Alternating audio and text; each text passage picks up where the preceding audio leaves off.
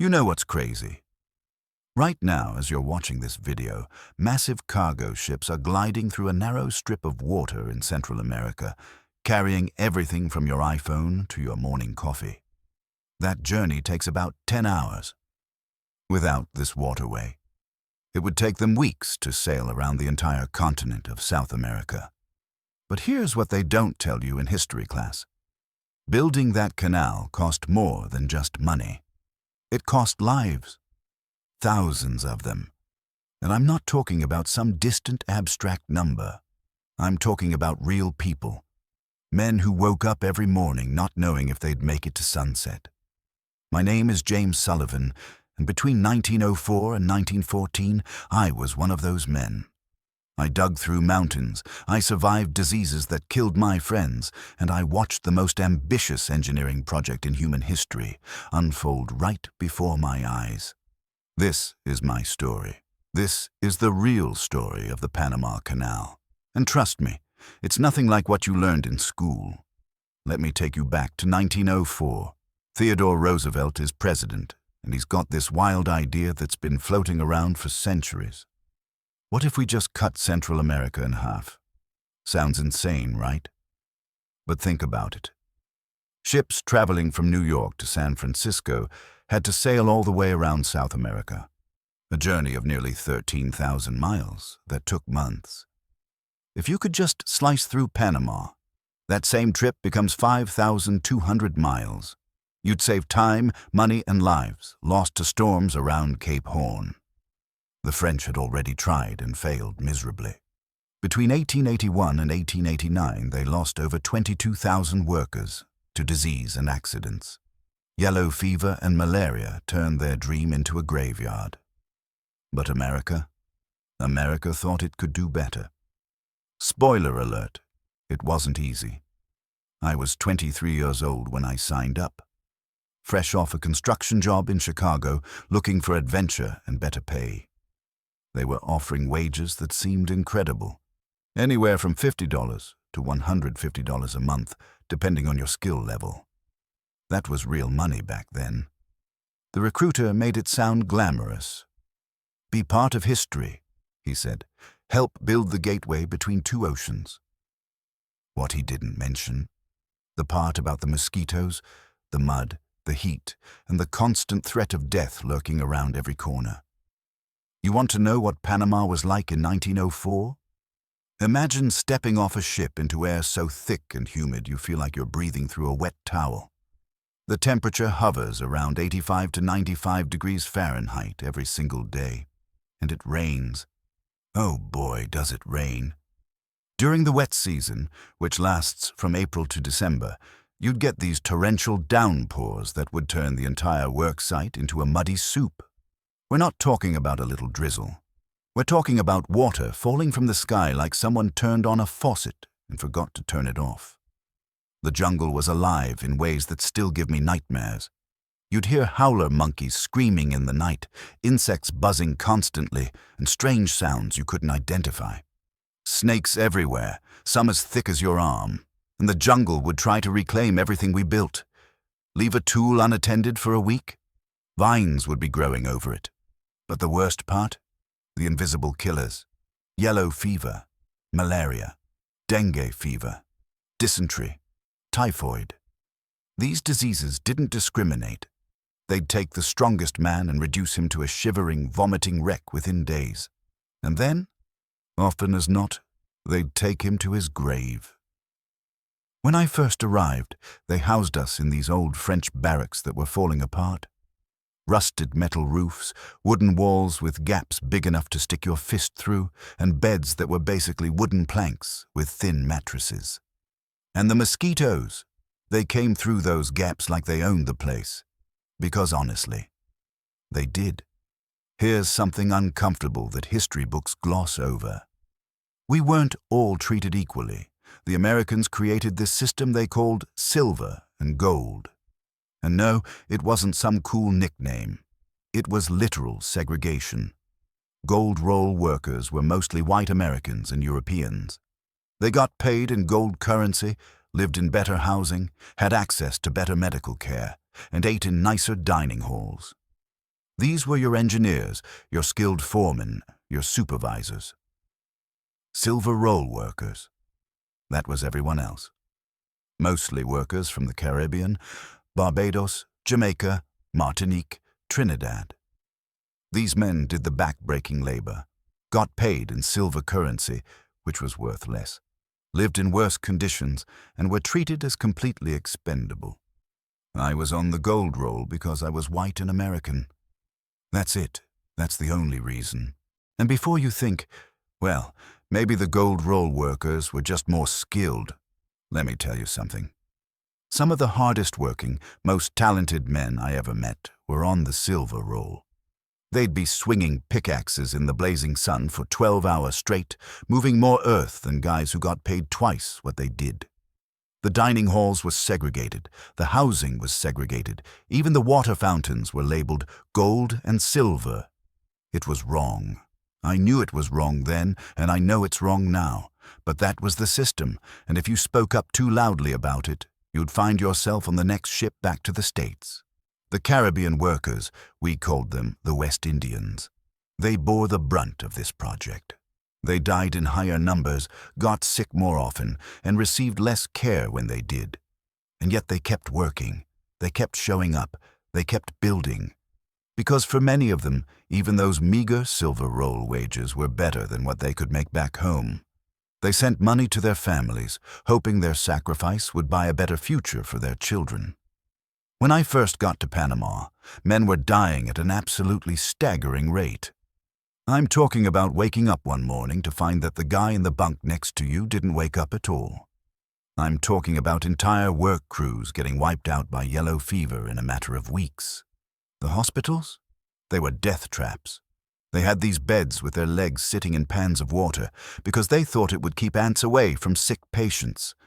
Sounds reasonable, right? Wrong. Those pans of water were perfect breeding grounds for mosquitoes. The hospitals were literally creating more of the problem they were trying to solve. Then this guy shows up, Dr. William Gorgas. Now, Dr. Gorgas had this crazy theory that everyone thought was nonsense. He believed that mosquitoes were spreading yellow fever and malaria, not bad air, not evil spirits, not the tropical miasma everyone kept talking about. Mosquitoes. The higher-ups thought he was wasting time and money. They wanted him to focus on digging, not chasing bugs. But Dr. Gorgas, he didn't back down. And thank God for that, because that man saved thousands of lives, including probably mine. He launched an all-out war against mosquitoes. First, they drained every standing water source they could find. Swamps, puddles, ponds. If it held water, they drained it or covered it with oil to kill mosquito larvae. They fumigated buildings with sulfur and pyrethrum. I remember those days. You'd come back from a shift to find your barracks filled with this thick, choking smoke. Your eyes would water, you'd cough for hours, but you know what? The mosquitoes died. They installed screens on windows and doors. They made us sleep under mosquito netting, which was hot and uncomfortable. But it worked. They even hired people whose entire job was to go around looking for mosquito breeding sites. They called them sanitary inspectors, and they were ruthless. They'd fine you if they found standing water near your quarters. And slowly, incredibly, it started to work. Yellow fever cases dropped. Then they disappeared almost entirely. Malaria cases fell dramatically. The death rate went from somewhere around 10 to 12 deaths per 1,000 workers per month in the early days, down to about 6 per 1,000. That might not sound like much, but when you're talking about a workforce of 40,000 to 50,000 people, those numbers represent thousands of lives saved. Dr. Gorgas didn't just make the canal possible. He revolutionized tropical medicine. But even with all his efforts, people still died. Just not as many. All right, let's talk about the actual construction, because this is where things get really insane. The biggest challenge wasn't the length of the canal. It was the Continental Divide, this massive mountain range running right through Panama, called the Cordillera Central. The French had tried to dig a sea-level canal, just like the Suez Canal in Egypt. But Panama isn't Egypt. Panama has mountains, rivers, and unstable geology that made a sea-level canal basically impossible. So the Americans came up with a different plan: build a canal with locks. Instead of digging all the way down to sea level, they'd create an artificial lake, Gatun Lake, by damming the Chagres River. Ships would be lifted up 85 feet to the lake level using locks, sail across the lake, then get lowered back down on the other side. Genius? Yes. Easy? Hell no. The hardest part was the Culebra Cut, later renamed Gaillard Cut after the engineer who oversaw it. This was a 9-mile stretch where we had to slice right through the Continental Divide. Imagine digging a canyon 300 feet deep and 500 feet wide through solid rock and clay for 9 miles. By hand. With 1900s technology. Actually, we had some technology. Steam shovels, these massive machines that looked like metal dinosaurs. They'd scoop up earth and rock and dump it into railroad cars. Those railroad cars would haul the debris away to build the dam or create land elsewhere. I worked on a drilling crew. Our job was to drill holes in the rock face, pack them with dynamite, and blow the whole thing sky high. Every morning we'd climb down into the cut, which got deeper and deeper as the years went on, and start drilling. You'd have this pneumatic drill that shook your entire body. After a 12-hour shift, your hands would be so numb you couldn't hold a fork at dinner. We'd drill holes about 10 to 20 feet deep, depending on what the engineers wanted. Then the powder men would come in with their dynamite charges. They'd carefully pack each hole, wire them all together, and then everyone would clear out. You'd hear the whistle blow. 3 short blasts meant get the hell away from the blast zone. Then, boom. The ground would shake like an earthquake. Rocks the size of houses would fly through the air. Dust and smoke would fill the entire cut so thick you couldn't see your hand in front of your face. And when it cleared, the steam shovels would move in and start loading up the broken rock.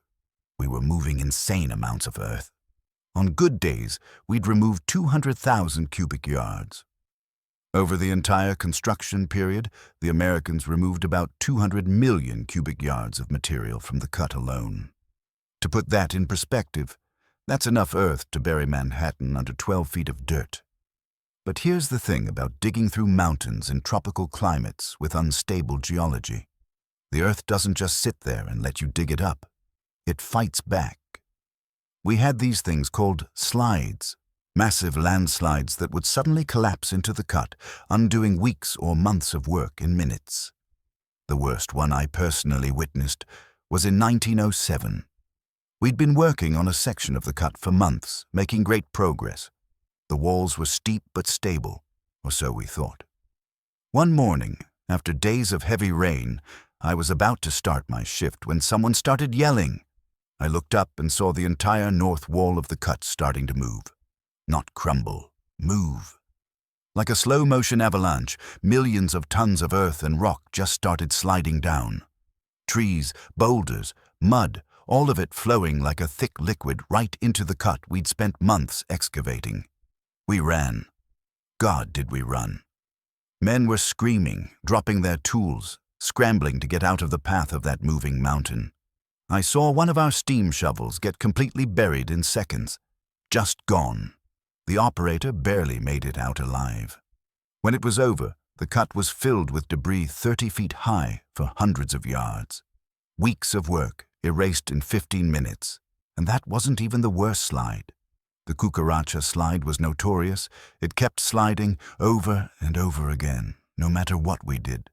The engineers would excavate it, and it would slide again. They'd try different angles, different drainage systems, different everything. The earth didn't care. Some of the men started saying the mountain was cursed, that we were being punished for our hubris. I'm not a superstitious man, but standing at the bottom of the cut, looking up at these towering walls that could come crashing down at any moment. You start to understand why ancient peoples believed in angry gods. The slides killed people too. Not as many as disease, but enough. A man would be working near the wall, not paying attention, and suddenly a chunk of earth the size of a house would break loose and crush him.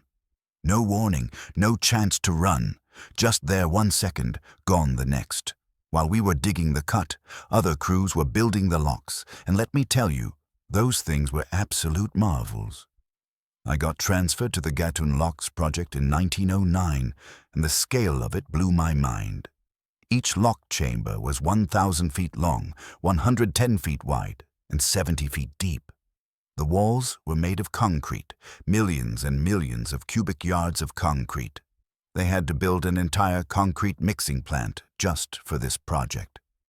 The lock gates were enormous steel structures, each weighing hundreds of tons. They were 65 feet wide and ranged from 47 to 82 feet tall, depending on which lock you were talking about. And these gates had to be strong enough to hold back millions of gallons of water while still being light enough to be opened and closed by electric motors. Think about that. We're in 1909, and we're using electric motors to control giant steel gates that weigh more than most buildings. The gates were hollow, built like honeycomb structures to make them lighter, and they came in pairs, meeting in the middle in a V shape pointing upstream so that the water pressure would actually help hold them closed. Clever, right? My job at the locks was working on the culverts, these massive tunnels built into the lock walls that would fill and drain the chambers. Each lock had culverts that were 18 feet in diameter. Ships could literally sail through some of these tunnels. We'd be down there in the concrete forms, in the heat, breathing concrete dust, pouring and smoothing concrete for 12 hours a day. The forms had to be perfect because any weakness in the concrete could cause a catastrophic failure. One time, there was a form failure during a pour. Thousands of gallons of wet concrete came rushing out like a tsunami. 3 men were caught in it. They didn't make it. Concrete, when it's wet and flowing, is incredibly dangerous. It's heavy, it moves fast, and once you're caught in it, you're done. But when those locks were finished, they were beautiful. 3 sets of locks at Gatun on the Atlantic side, 1 set at Pedro Miguel, and 2 at Miraflores on the Pacific side. Together, they could lift or lower ships 85 feet. Ships would enter a lock chamber, the gates would close behind them, and then water would either flow in to lift them up or drain out to lower them down. Then the front gates would open, and they'd move to the next chamber. The whole process took about 8 to 10 hours to get through all the locks, which sounds like a long time until you remember it saved weeks of sailing around South America. So what did we do when we weren't working ourselves to death? Well, the canal zone, that's what they called the strip of land the U.S. controlled around the canal, became this weird little American colony in the middle of Panama. They built entire towns, Balboa, Cristobal, Empire, Gorgona, and others. These places had American-style houses, schools, churches, commissaries, hotels, and even a railroad. The commissaries were these huge stores where you could buy anything you needed: food, clothes, tools, medicine, even ice cream.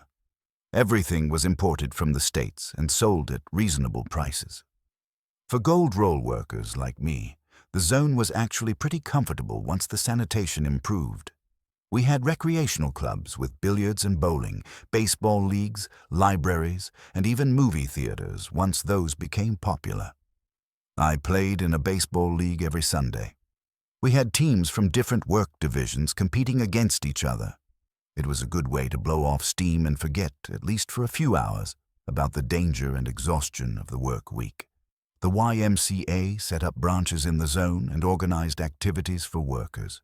They'd show films, host dances, and provide a place where men could socialize without getting drunk and into trouble. Speaking of which, there were also plenty of saloons.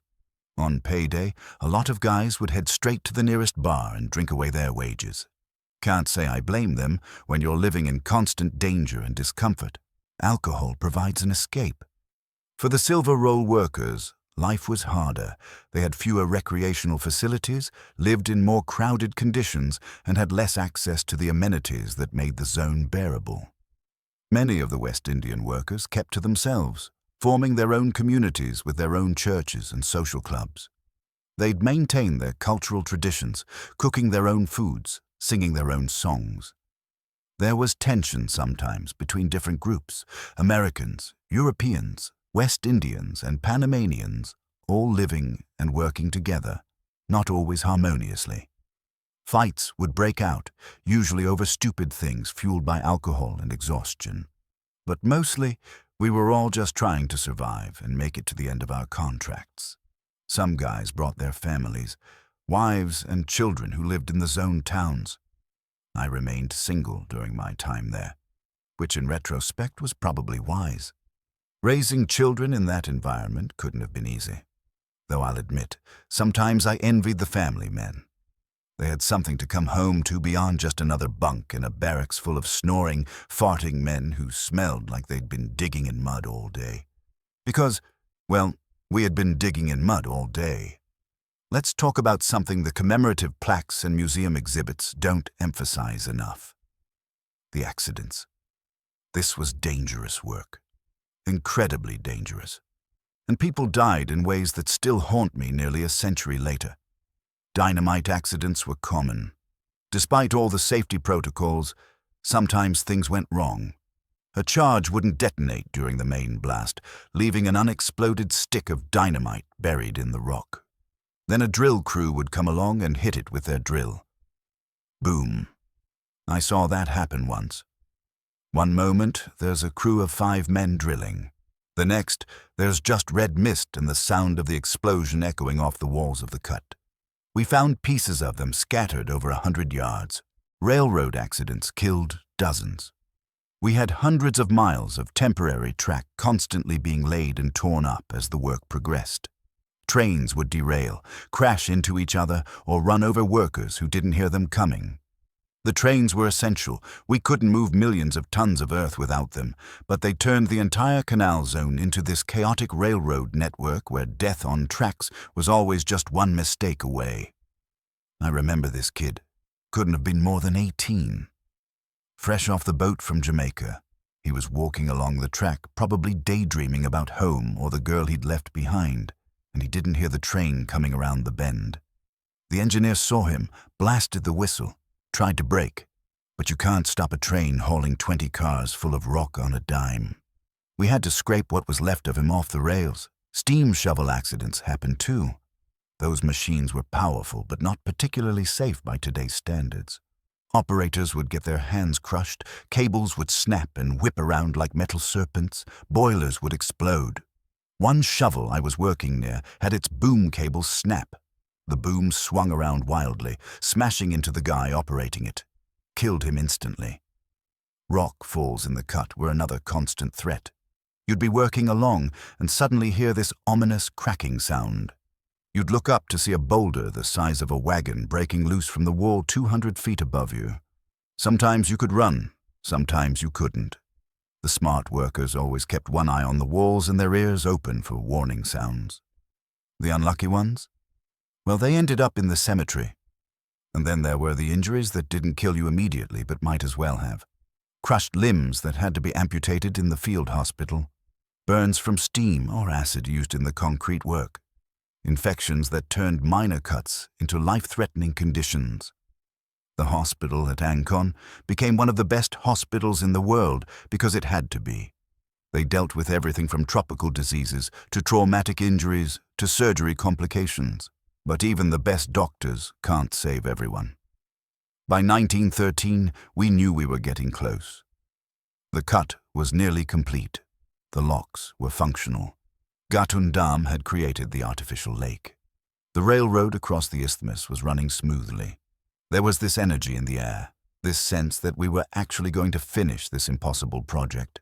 But close doesn't mean done, and those final months were still brutal. We were racing against the clock. President Wilson wanted the canal open by August 15, 1914, to coincide with some political milestone I can't even remember now. So they pushed us harder, longer shifts, fewer days off, more pressure. Men started making mistakes from exhaustion. The accident rate actually went up during this period because everyone was so tired and desperate to finish. I remember working 14-hour days for weeks straight. You'd wake up exhausted, work all day in the heat, come back exhausted, eat, sleep, and do it all over again. Some men's bodies just gave out. They'd collapse from heat exhaustion or overwork. A few died, their hearts just stopped from the strain. But we kept going because we were so close. You could see the end. You could imagine the first ship sailing through. In September 1913, they removed the last obstacle in the cut, a massive rock formation called the Culebra Slide that had been plaguing us for years. President Woodrow Wilson himself pressed a telegraph key in Washington that sent an electrical signal to Panama to detonate the dynamite charges. I wasn't there for that specific moment, but I heard the explosion from miles away. We all cheered. After 9 years of fighting that mountain, we'd finally won. Then came the water. They started flooding the canal system, slowly at first, then more rapidly. Watching the water rise in the cut, seeing this massive canyon we'd carved with our bare hands filling with water, that was surreal. Some of the old-timers got emotional. These were tough men, hardened by years of brutal work, and they were crying like babies watching the water rise. Because they knew what it meant. They knew what we'd sacrificed to make this happen. The official opening ceremony was supposed to be this huge celebration, but in typical canal fashion, things didn't go quite as planned. First, World War I broke out in Europe just days before the scheduled opening. Suddenly, a canal in Central America didn't seem quite as important as the fact that the entire Western world was going to war. Second, the canal had technically already opened. Back in January 1914, an old crane boat called the Alexandre Lavalle became the first vessel to officially traverse the entire canal from ocean to ocean. It wasn't ceremonial. It was just work. But it happened. Then on August 15th, the SS Ancon made the official inaugural passage. It was supposed to be this grand affair with dignitaries and speeches and fanfare. But President Wilson didn't come. Most of the planned festivities were cancelled out of respect for the war in Europe. The whole thing was relatively subdued. I was there, though. I stood on the bank at Gatun Locks and watched the Ancon sail through. It was a cargo ship, nothing fancy, but seeing it rise and fall in those locks, seeing it cross from the Atlantic to the Pacific, carrying actual cargo. Man, I can't even describe the feeling. Pride? Yes, but that doesn't cover it. Relief? Absolutely. Satisfaction? Sure. But also this profound sense of loss. Because we'd lost so many people along the way. And I'm not just talking about the deaths, though there were plenty of those. The official death toll for the American construction period is usually cited as around 5,600 people, but that's probably an undercount. The total deaths for both French and American efforts likely exceeded 30,000. 30,000 lives to connect two oceans. Was it worth it? I don't know. That's not for me to say, but I'll tell you this. Every single ship that passes through that canal owes its passage to the men who died making it possible. The silver roll workers who were buried in unmarked graves. The engineers who succumbed to yellow fever before seeing their plans realized. The men who fell from scaffolding, who drowned in floods, who were crushed by machinery, who took their final breaths in hospital beds far from home. They all deserve to be remembered. After the canal opened, most of the workers dispersed. Some went back to the States. Others moved on to different construction projects, railroads, dams, buildings. The skills we'd learned in Panama were in high demand. Many of the West Indian workers stayed in Panama or moved to nearby countries. They'd put down roots, started families, and had no homes to return to anyway. The Canal Zone remained an American territory until 1999, when control of the canal was finally handed over to Panama, as agreed in the Torrijos-Carter treaties. I didn't live to see that. I died in 1957, but I heard about the negotiations and debates in my later years. A lot of Americans were angry about giving away the canal. But honestly, it was never really ours to keep. We may have built it, but we built it on someone else's land with someone else's labor. The canal itself has been expanded over the years. In 2016, they opened new, larger locks that can accommodate massive modern container ships and supertankers. The original locks that we built still operate alongside the new ones. Over 14,000 ships pass through the canal every year, carrying 6% of world trade. That's about 1 billion tons of cargo annually. All because a bunch of guys with shovels and dynamite decided to cut a continent in half. Here's what history books get wrong about the Panama Canal. First, they focus too much on the Americans and not enough on the West Indians. The truth is, the Caribbean workers did most of the back-breaking labor. They were the ones swinging pickaxes, hauling rock, working in the worst conditions for the least pay. American engineers and foremen deserve credit for their technical expertise and organizational skills. But the actual physical construction, that was done predominantly by black Caribbean workers who have been largely written out of the popular narrative. Second, they make it sound like the canal was this triumph of American ingenuity and determination. And sure, there was ingenuity and determination. But there was also exploitation, racism, colonialism, and a willingness to sacrifice lives for profit and national prestige. We didn't just build a canal. We imposed American control over a sovereign nation, created a segregated society within that nation, and extracted enormous wealth while giving relatively little back to the local population. Panama didn't even get full control of the canal until 1999, 85 years after it opened. Third, they don't talk enough about the disease war. Dr. Gorgas and his team basically solved yellow fever and dramatically reduced malaria. That's a bigger deal than the canal itself in many ways. The techniques developed in Panama were used around the world to control tropical diseases. But Gorgas doesn't get nearly the recognition he deserves. Ferdinand de Lesseps, who failed spectacularly with the French attempt, is better known than the man who made the American success possible. Fourth, they don't emphasize how deadly this was. 30,000 dead out of a workforce that probably totaled around 75,000 to 80,000 over the decades of construction. That's a casualty rate that would make most wars look gentle. And finally, they don't talk about the environmental impact. We dammed rivers, flooded rainforests, altered ecosystems, and introduced invasive species. Gatun Lake buried entire villages and thousands of acres of jungle. The canal was an ecological catastrophe dressed up as progress. Now, I'm not saying we shouldn't have built it.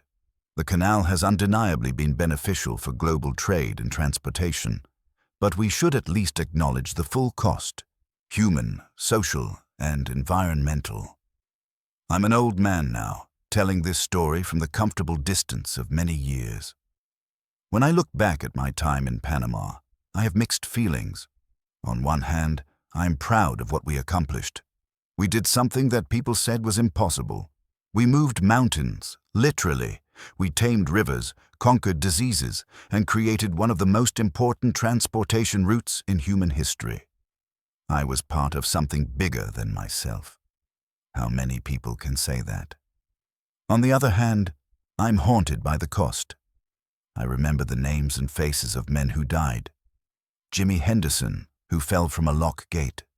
Pedro Alvarez, who died of yellow fever. Samuel Johnson, crushed by a landslide. Tom O'Brien, killed in a dynamite accident. They're all gone. Most of them don't even have proper graves or monuments. Their names appear in dusty ledgers somewhere, if they appear at all.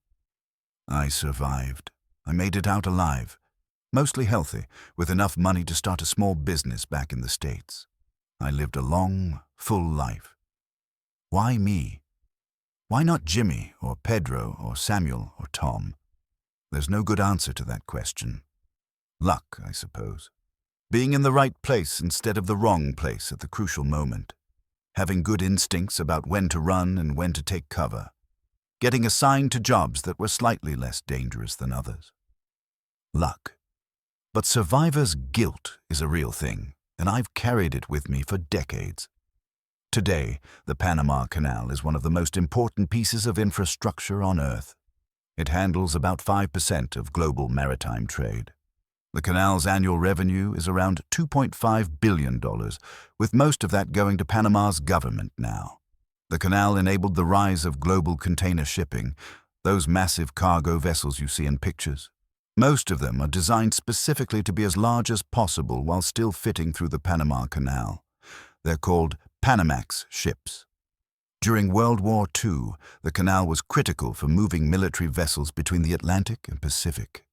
It may have helped the Allies win the war, but beyond the economics and geopolitics, the canal represents something else.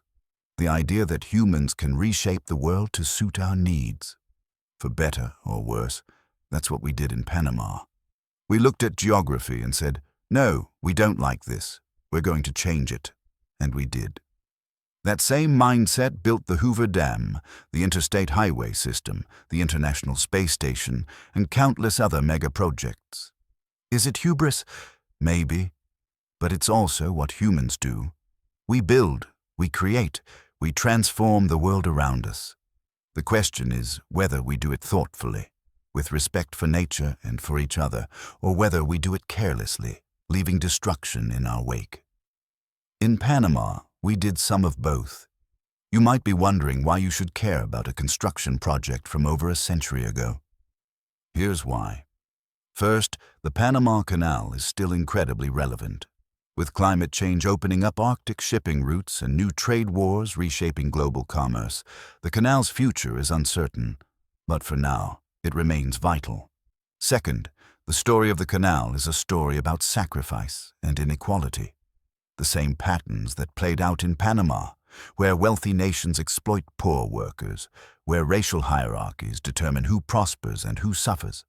Those patterns still exist today. Look at who builds our smartphones. Look at who makes our clothes. Look at who harvests our food. The names and places have changed, but the basic dynamics haven't. Third, the canal reminds us that progress always has a cost. We should pursue big, ambitious projects. We should build canals and cure diseases and go to Mars. But we should go into these endeavors with our eyes open, acknowledging the trade-offs and trying to minimize harm. We can do better than we did in Panama. We can build great things without sacrificing 30,000 lives. We can achieve engineering marvels without creating apartheid systems. We can change the world without destroying ecosystems, but only if we learn from history instead of sanitizing it. Let me tell you something that doesn't appear in most historical accounts. We workers weren't just faceless laborers. We were individuals with dreams, fears, humor, and humanity. There was this guy, Marcus, from Barbados. He worked on my crew for 2 years. Every Sunday he'd write letters to his daughter back home. He was saving money to bring her to Panama and eventually to America. She never made it. Marcus died of malaria in 1910. His daughter probably never even knew exactly where or how he died. There was Giuseppe, an Italian stonemason who could carve intricate designs into concrete. He'd occasionally sneak little decorative flourishes into the lock walls. Nothing anyone would notice unless they looked closely, but they're probably still there. There was Robert, an American engineer from Philadelphia, who kept a detailed diary of every single day. Wonder whatever happened to that diary. There was Chen, one of the few Chinese workers who could somehow find ways to cook decent meals using whatever scraps were available in the commissary. These weren't just numbers in a death toll or workers in a historical narrative. They were people. They told jokes. They complained about the food. They played cards. They talked about their families. They dreamed about the future, and many of them never got to see that future. When you see pictures of the Panama Canal, when you read about this great American achievement, remember them. Remember that every cubic yard of earth moved represents hours of human labor. Every foot of the canal represents risk, sacrifice, and often death. Remember that the canal was built by human hands, hands that bled, hands that shook with fever, hands that held shovels until they blistered and broke. People ask me, especially near the end of my life, was it worth it? Would you do it again? Honestly, I don't know. The canal has benefited millions of people. It's made trade more efficient, made travel faster, connected the world in important ways. From a utilitarian perspective, greatest good for the greatest number, maybe yes, it was worth it. But tell that to the families of the 30,000 dead. Tell that to the widow who never saw her husband again. Tell that to the children who grew up without fathers. Was it worth it to them? I survived with my health mostly intact. I made good money. I had adventures. I can say it was worth it for me. But I'm not sure I have the right to make that judgment for anyone else. What I can say is this: if we're going to build great things, and we should build great things, we need to do it better than we did in Panama. We need to value all human lives equally, regardless of race or nationality. We need to invest in safety and health, not as afterthoughts, but as priorities. We need to compensate workers fairly and treat them with dignity. We need to consider environmental impacts and minimize harm to ecosystems. We need to remember that progress isn't just about the end result. It's also about how we get there. The canal stands as both an achievement and a warning. Yes, we can do great things, but we should never forget what those great things cost, and we should always ask whether the price was too high. Here's something nobody talks about. What happened to all the earth we removed? Remember I said we excavated about 200 million cubic yards of material? Where did it all go? A lot of it was used to build the massive earthen dams, particularly Gatun Dam, which created Gatun Lake. Some was used to extend breakwaters and create new land along the coasts, but a lot of it, millions of cubic yards, was just dumped in valleys and lowlands, completely reshaping the landscape. We essentially moved parts of mountains to other locations. We terraformed an entire region. Future archaeologists, if they exist, will be able to see the layers of our work in the geological record. They'll find this weird stratum of mixed rock and soil that doesn't match the natural geology, and they'll know humans were here, and they moved heaven and earth. Literally. If I could go back and give my younger self advice before he signed up for the canal project, what would I say? Go anyway. Despite everything, despite the danger, the disease, the death, the injustice, I'd tell him to go. Because that experience shaped who I became. It taught me about human resilience, about the capacity for both incredible achievement and terrible cruelty, about the complexity of progress. It taught me that history isn't made by great men making great decisions in comfortable rooms. It's made by thousands of ordinary people doing difficult, dangerous work for reasons ranging from survival to ambition to idealism. It taught me that big systems, countries, corporations, projects, can be simultaneously impressive and cruel, beneficial and exploitative. It taught me humility. I was just one tiny piece of something enormous, and yet my individual contribution mattered. But I'd also tell my younger self, remember everyone. Remember their names. Remember their stories, because the world will try to forget them, and someone needs to remember. In 1957, when I was dying in a hospital in Pittsburgh, a young nurse asked me about the scar on my arm, a jagged line from a piece of shrapnel when a blast went wrong in the cut. I told her about Panama. I told her about the canal. She'd never heard of it. That's when I realized even the great achievements fade from public consciousness. The younger generations don't know the stories, don't understand the sacrifices. That's why I'm telling you this now. So you know. So when you see a container ship, or buy something shipped from Asia, or hear about the Panama Canal in a history class, you think about the real people who built it. You think about Marcus, who never saw his daughter again. You think about Giuseppe, leaving tiny artistic flourishes in the concrete. You think about the thousands of nameless workers buried in the jungle, their graves long overgrown and forgotten. You think about Dr. Gorgas, fighting mosquitoes while bureaucrats told him he was wasting time. You think about the silver and gold rolls and the inequality that was baked into the project from day one. You think about the slides, the diseases, the accidents, the sheer bloody-minded determination it took to finish. And you remember that progress isn't free. Someone always pays the cost. The question is, are we willing to acknowledge that cost and honor it? Or do we just enjoy the benefits and forget the price? Listen, I know this has been a long story. If you've made it this far, thank you. But here's the thing. This isn't just ancient history. The lessons from the Panama Canal are relevant right now. Today, as you're watching this video. Right now, there are mega projects being built around the world. High-speed rail in California. Infrastructure projects in China and India. The Mars colonization plans. AI development that could reshape civilization. All of these projects will have costs. Economic, social, environmental, human.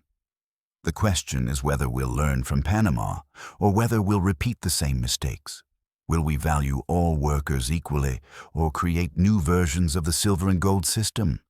Will we prioritize safety and health or cut corners to save money and time? Will we consider long-term environmental impacts or focus only on short-term gains? Will we remember the individuals who do the work or reduce them to statistics? You watching this video, you're going to be part of these decisions, either as a worker, a consumer, a voter, or a citizen. So what I'm asking you is this.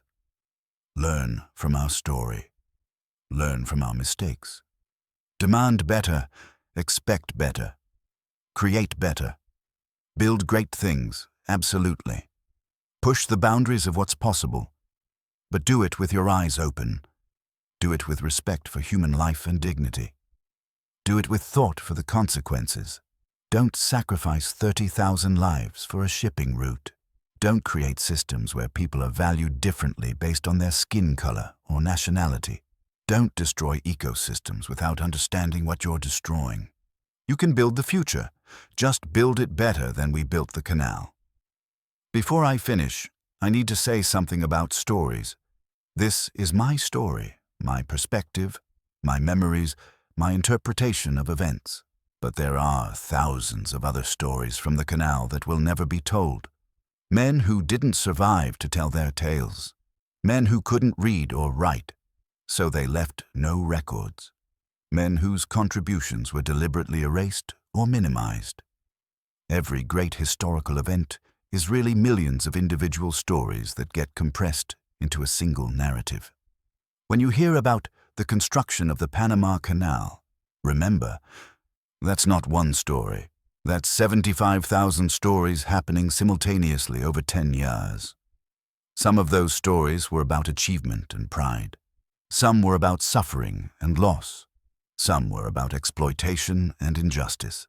Some were about friendship and camaraderie. All of them were real. All of them mattered.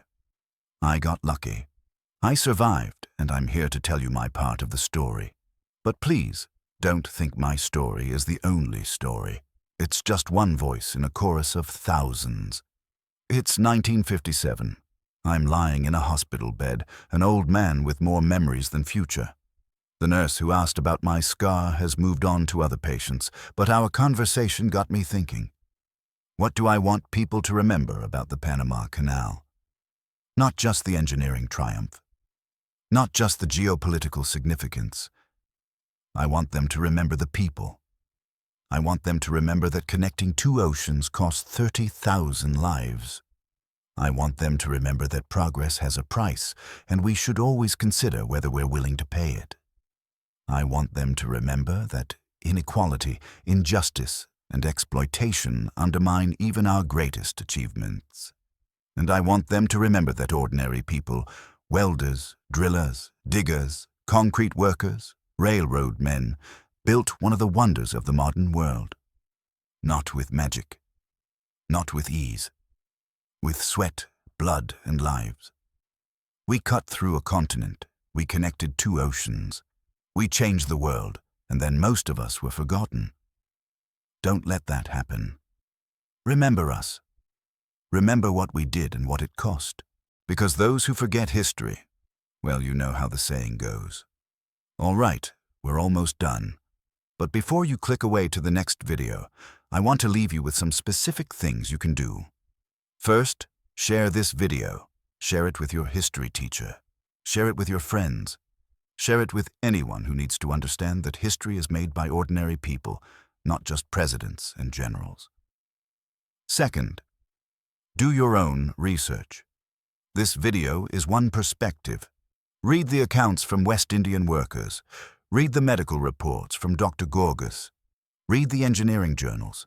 Read Panamanian perspectives on what happened. Get the full picture. Third, think about the products you buy and the services you use. Ask yourself, who made this? Under what conditions? At what cost? Modern global trade relies on the same canal we built, and it often relies on the same exploitation we perpetuated. You have power as a consumer and citizen. Use it. Fourth, support infrastructure projects that prioritize worker safety, fair wages, and environmental responsibility. When politicians or companies propose cutting corners to save time or money, push back. We don't need to sacrifice lives for progress anymore. Fifth, visit the Panama Canal if you ever get the chance. Stand at the edge of Gatun locks or Miraflores locks and watch the ships go through. But don't just marvel at the engineering. Think about the workers. Think about what they sacrificed so you could watch this marvel of modern infrastructure.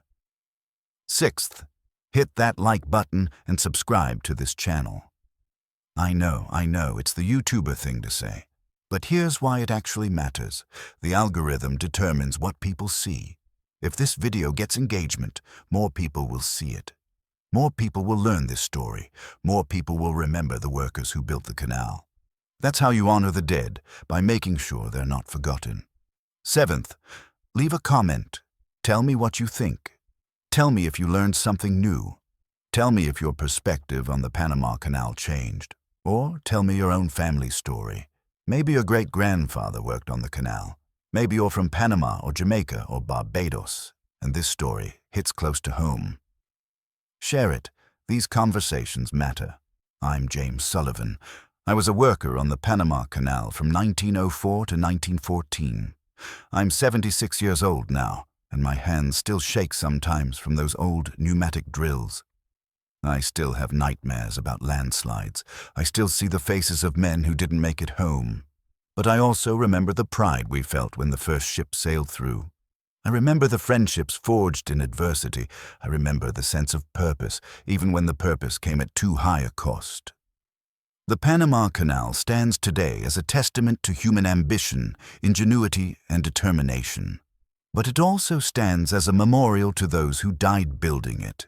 Remember both. Remember the triumph and the tragedy. Remember the achievement and the cost. Remember the canal, but remember the people more. That's my story. That's our story. Thank you for listening. Now go build something great. Just build it better than we did. If you made it to the end, you're the real MVP. Seriously. This is the kind of history they should teach in schools, but usually don't. The messy, complicated, human version, not the sanitized textbook version. Help me spread this story. Like, subscribe, share, comment. Let's make sure James Sullivan and the thousands like him aren't forgotten. And if you want more deep dives into forgotten history, hit that notification bell. I've got stories about the Transcontinental Railroad, the Hoover Dam, the Brooklyn Bridge, all the big projects that changed America and the world, told from the perspective of the workers who actually built them. Because history isn't about dates and names. It's about people. People like you, people like me. People who showed up, did the work, and changed the world. Thanks for watching. See you in the next one.